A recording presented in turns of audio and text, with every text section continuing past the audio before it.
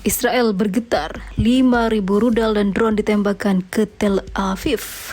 Israel harus bersiap dengan rencana bencana jangka panjang ini.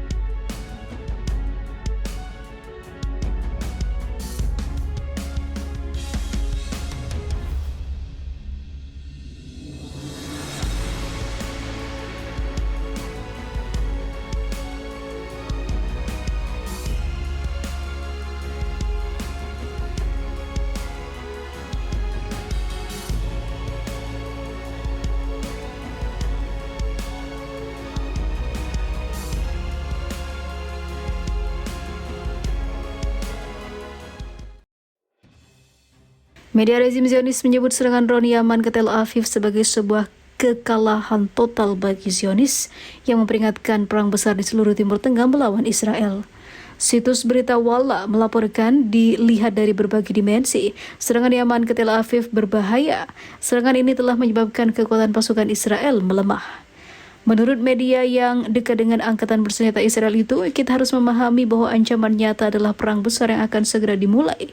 Karena banyak negara telah mendukung Palestina secara buka-bukaan, maka Zionis bisa musnah dari peta dunia. Mengutip dari beberapa pakar Zionis, Walla menjelaskan perang ini akan meliputi penembakan lebih dari 5.000 rudal dan drone ke Gush Dan di Tel Aviv atau ibu kota Israel, yang akan menjadi lokasi paling rentan diserang daripada beberapa lokasi lain di Timur Tengah.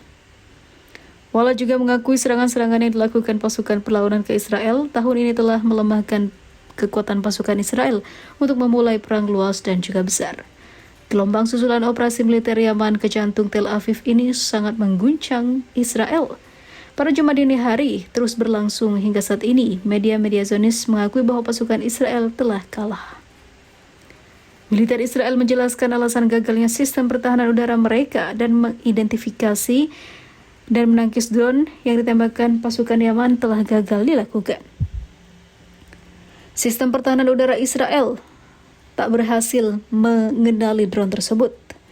Kekeliruan itu membuat kehancuran dan juga menewaskan banyak korban di pihak Israel.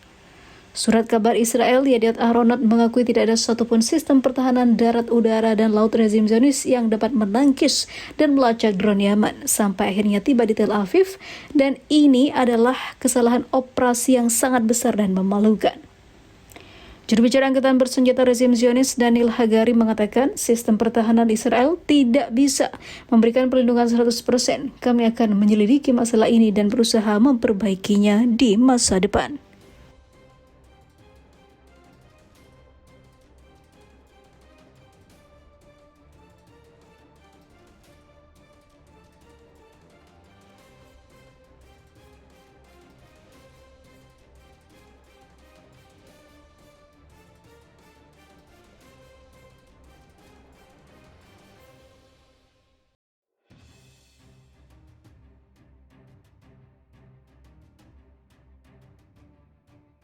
Israel ketar-ketir dapat desakan seluruh dunia, ICJ nyatakan rezim Zionis itu penjajah kejam. Mahkamah Internasional, ICJ, telah resmi menyatakan bahwa penjajahan yang dilakukan Israel di Palestina melanggar hukum internasional pada Jumat, 29 Juli 2024, waktu setempat.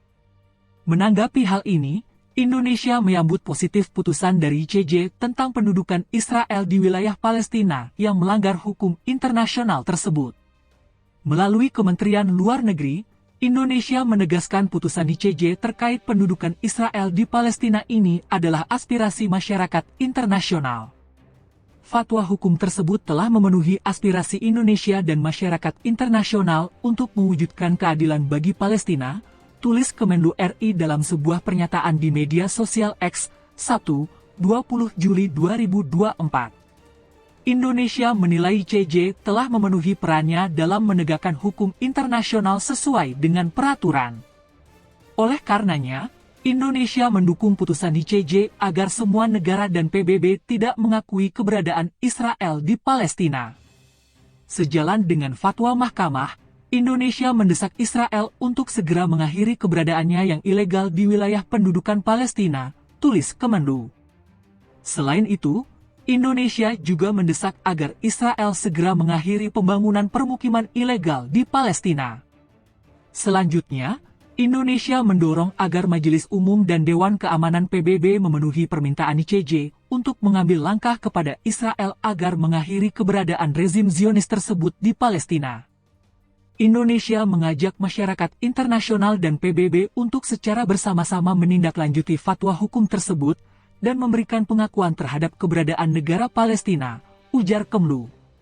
Sebelumnya, di persidangan ICJ yang digelar di Den Haag, Jumat, 19 Juli 2024, memutuskan bahwa aktivitas permukiman Israel di wilayah-wilayah Palestina melanggar hukum internasional.